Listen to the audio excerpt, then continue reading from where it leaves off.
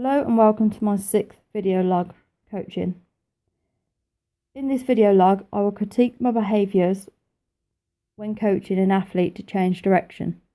I used a portable stand to record this session, however due to the interference in the surrounding area, it is difficult to hear my coaching points, therefore I'm going to narrate throughout. In this agility coaching session, I start by using a few drills to discover how Sean accelerates to change direction. Sean starts with both feet on the line and accelerates out through the white cones. My positioning on this occasion highlights the direction that he should go, however I could have got a clearer view from the side. As I allow Sean to complete the drill with both feet and then progress to left and right foot, it is apparent that Sean has the intent to accelerate.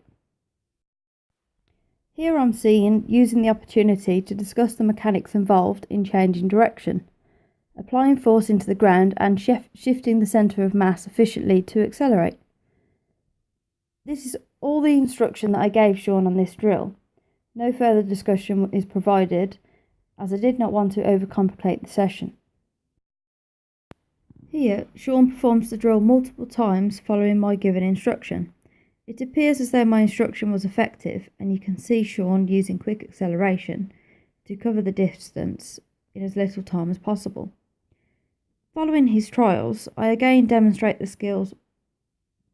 However, I don't think I have Sean's full attention when demonstrating in this instance, and I should have allowed for a short break, positioned myself more effectively, and then elaborated further on his skill.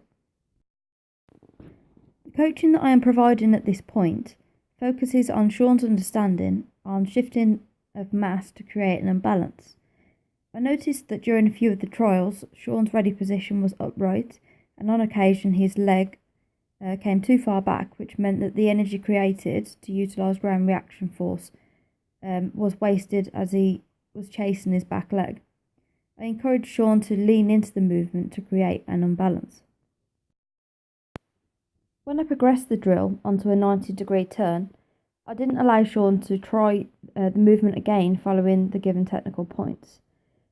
This would mean that Sean's performance in this drill will only be as good as his last.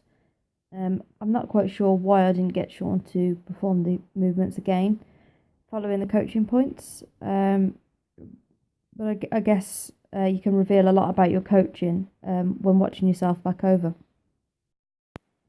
At this point, I am providing Sean with further explanation of how an athlete can move most effectively by utilising centre of mass. However, in doing this, I feel that I am overcomplicating things and providing too much feedback on this very simple skill.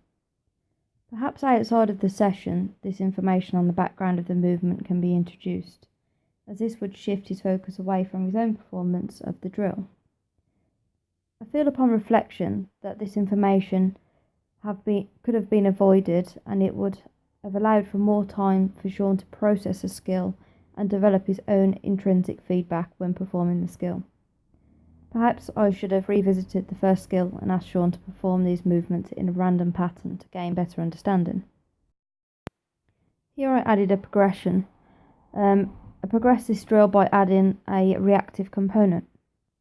Upon reflection, I can see that I overcomplicate this drill by providing too much demonstration and feedback, and I should allow Sean to perform the same drill a few times before I introduce further instructional guidance.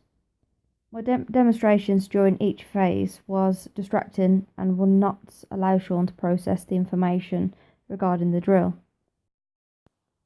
Taking this into consideration, studies have shown that reducing the frequency of feedback improves the retention and the transfer of a skill, suggesting that the time is needed between trials to develop intrinsic feedback and process the information. The transferability of the skill will lend itself to Sean's performance when on the football field.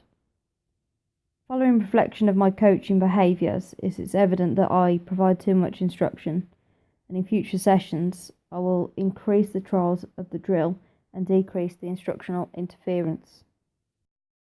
In future sessions, I will reduce the amount of feedback through discussion and demonstrations to an average of 50%, as suggested by the literature. Thank you for taking the time to watch my 6th video log on improving coaching behaviours.